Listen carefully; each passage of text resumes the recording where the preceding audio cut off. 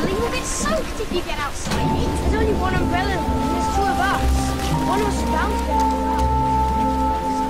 Hey, look at me. Good morning, Miss Fairfax. Oh, good morning, Mr. Knightley. I didn't realise you were visiting Hartfield. Yes, just for a few days. You're out early? I like a walk before breakfast. It does me good. Not in the rain, surely. I am going to the post office. It is not far. I should turn back if I were you. You'll get drenched. Boys, Henry, James, come along. Unlike you, Miss Fairfax, my wife and father-in-law are far from indifferent to the rain. So I must get the boys home. I don't know. Why does he Will I see you tonight? Emma's party for the new Mrs. Elton. We must be on our best behaviour. Of course.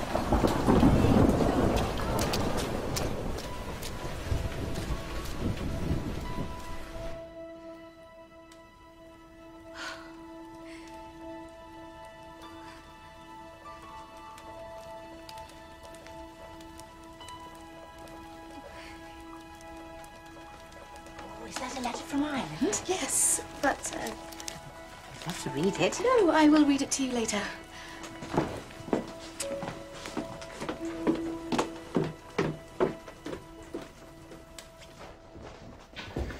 Well, the children are in bed. Now, John, please. What? Please, be agreeable. Me?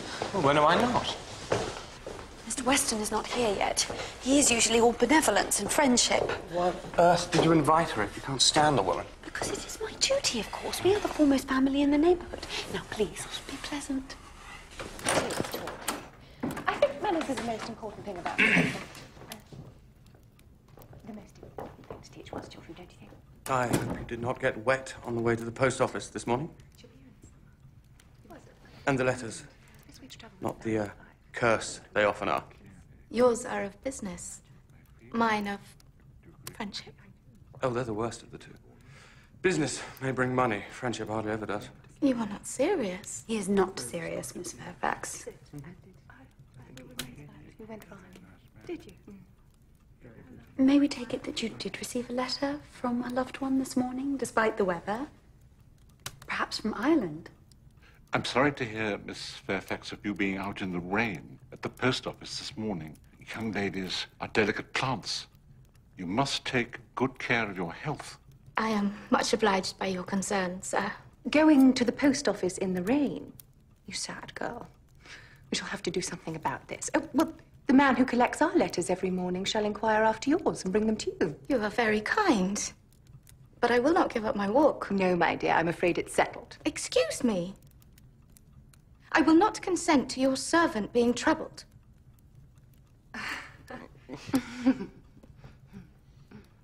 I think it can be a very good idea to take a morning walk if possible. You are not so far from the post office. And then, of course, there is the issue of privacy. Well, I obviously have to accustom myself to the ways of the countryside. Naturally, those of us from the city with modern manners would never dream of any indiscretion. Of course not, my dear. Thank you. But remember, the people of Highbury are quite unsophisticated. They do not have your experience of life. Quite so. And in Bath, we would certainly have announced dinner by now. Dinner is served.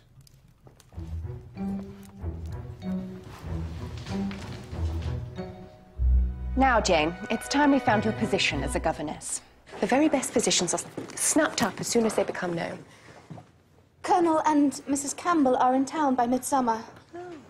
I must spend time with them. Please, do not trouble yourself. Oh, trouble? What nonsense. No, I shall write to Mrs. Partridge and tell her to be on the lookout. Thank you, but I would rather you didn't.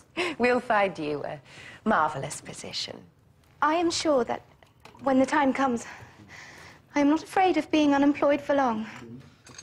Ah, here comes my old beau.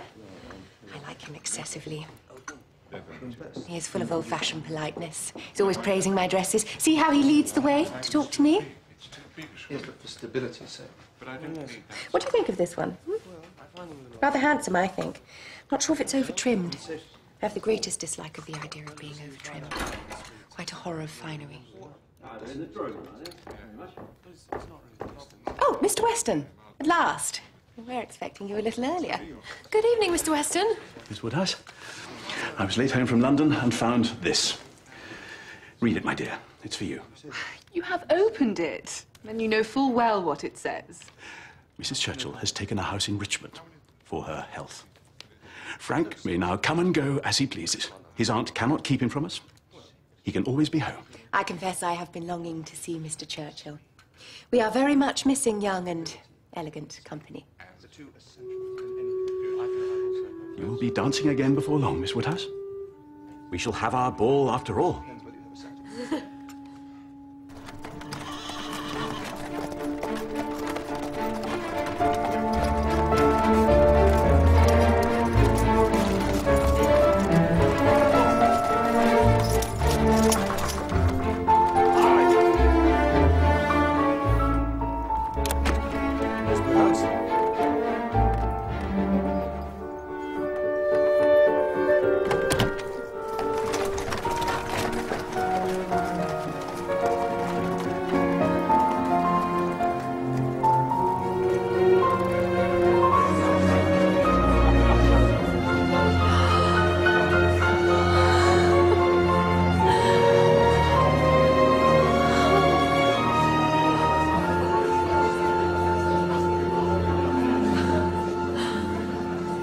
Just in time to give your advice. Will it do? Will it do? It's beautiful. It's magical. Oh, how wonderful you look tonight, Emma. Doesn't she, my dear? I thought I had come early to help. He has asked everyone to come early to give their advice. The dancing will have started before we know it. Frank will be here somewhere. I'll fetch him.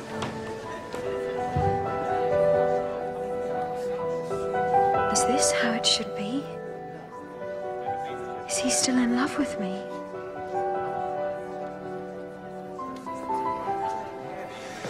Is Mrs. Elton here? I have a great curiosity to meet her.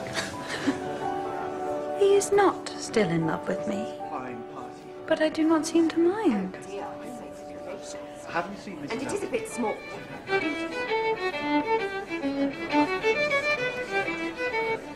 Oh, my heavens, it's fairyland. It's nothing less than fairyland.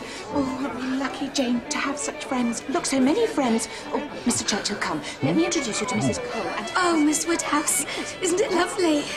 It's like a dream. It is magical, isn't it?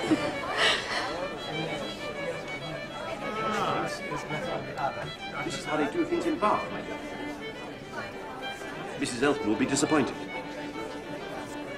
Yes. What's the matter? She would expect it. Oh, dear Emma, what shall we do?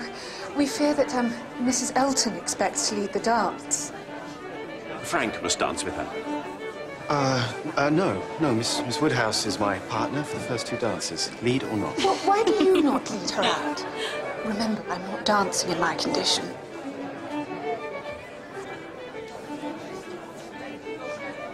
How do you like our Mrs. Elton? I don't like her at all. Ladies and gentlemen, the town square.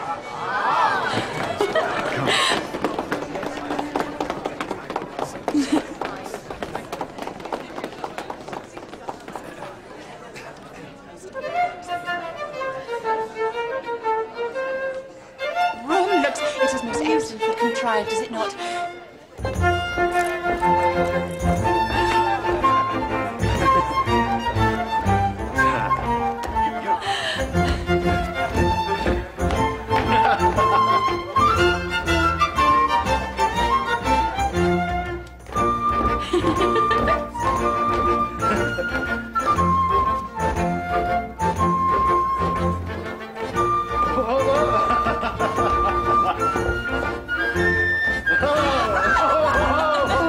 Woodhouse looks so brilliant tonight. So beautiful. Yes. She and Mr. Churchill are made for each other.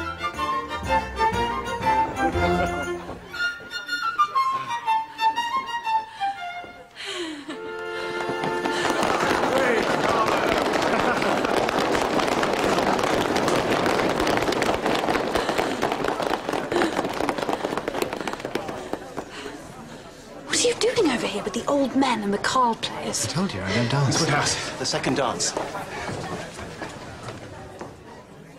The ship's cook.